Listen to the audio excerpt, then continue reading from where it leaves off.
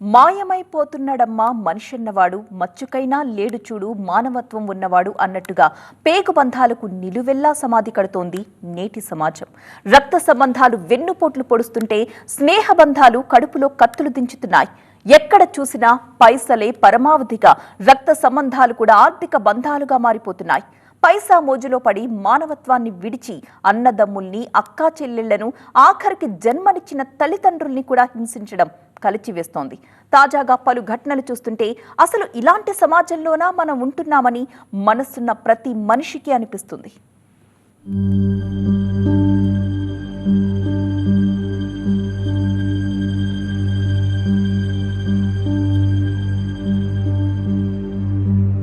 సిరిదా వచ్చిన వచ్చును సలలితముగా నారికేళ సలిలము భంగిన్, సిరిదా బోయిన బోవును కరిమింగిన వెలగపండు కరిణిని సుమతి. సిరి అంటే డబ్బు. ఆ డబ్బును లక్ష్మీదేవి స్వరూపంగా భావిస్తాం. ఆ డబ్బు కొబ్బరికాయలో నీళ్లొచ్చి చేరినట్టు ఎంతో నిశ్శబ్దంగా వచ్చి చేరుతుంది. ఆ తరువాత ఏనుగు వెలగపండు నోట్లో వేసుకుని లోపలి గుజ్జును ఎలా మాయం చేస్తుందో అలాగే డబ్బు కూడా మాయమైపోతుంది. ఇది ఈ పద్యం సారాంశం. ఇలాంటి ఎన్నో పద్యాలు చిన్నప్పుడే చదువుకుని పెద్ద పెద్ద ఉద్యోగాలు వెలగబడుతున్న మహానుభావులు మానవత్వాన్ని మరచి పైసా కోసం పాకులాడుతున్నారు. ఎప్పుడుంటుందో ఎలా పోతుందో కూడా తెలియని పైసల కోసం రక్త సంబంధాన్ని కూడా రోడ్డున పడేసుకుంటున్నారు. వనపర్తి జిల్లా వెంకటాయపల్లిలో సరిగ్గా ఇదే జరిగింది. కన్న తల్లిదండ్రుల్ని ఆస్తి కోసం రోడ్డుకీడ్చేశాడు ఓ కిరాతక కొడుకు.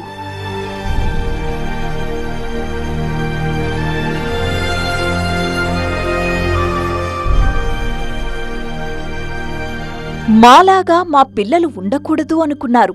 మేం పడ్డ కష్టాలు వాళ్లకు రాకూడదని కాయకష్టం చేశారు. తమ బ్రతుకులు ఎలా ఉన్నా వారికి మాత్రం బంగారు భవిష్యత్తును ఇవ్వాలనుకున్నారు. తిని తినక ఇద్దరు కొడుకుల్ని ఉన్నత చదువులు చదివించారు. దేవుడు కూడా కరుణించాడు.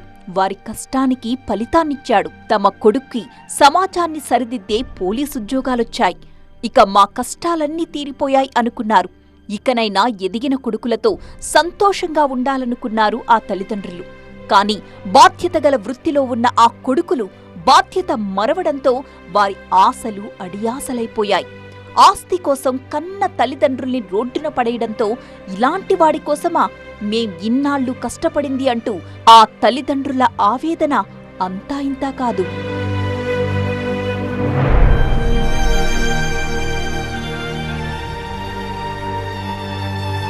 సీఐగా పనిచేస్తున్న కన్న కొడుకు నుంచి రక్షణ కల్పించాలంటూ రాష్ట్ర డీజీపీని కలిసి ఫిర్యాదు చేశారు తల్లిదండ్రులు.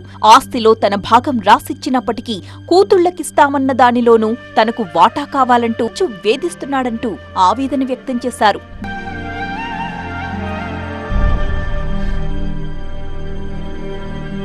గత కొన్ని రోజుల క్రితం ఇదే విధంగా డీజీపీని కలిశాడో తండ్రి. కొడుకు కోడలు కలిసి ఆస్తి కోసం టార్చర్ చేస్తున్నారని ఇంటికి పిలిచి తనపై దాడి చేశారంటూ డీజీపీని కలిసి ఫిర్యాదు చేశాడు.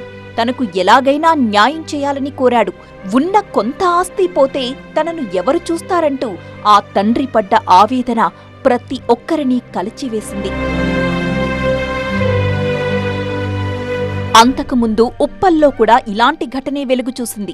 నవమాసాలు మోసి గోరుముద్దలు తినిపించిన తల్లినే ఇంటి నుంచి గెంటేశాడు ఓ దుర్మార్గపు కొడుకు. కన్న కొడుకు బాగుండాలని కాయకష్టం చేసి రూపాయి వెనకేస్తే అదే రూపాయి కోసం తల్లినే వేధించాడు ఆ ఘనుడు. కన్న తల్లిని కంటికి రెప్పలా చూసుకోవలసిన వాడు నిర్దాక్షిణ్యంగా గెంటేయడం చూస్తుంటే అసలు మనం ఎలాంటి సమాజంలో ఉన్నామా అనిపిస్తోంది.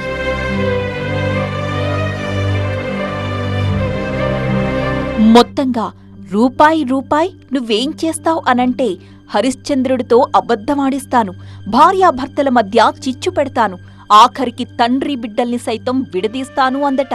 అలాంటి పరిస్థితులే నేటి సమాజంలో నిత్యం కనిపిస్తున్నాయి.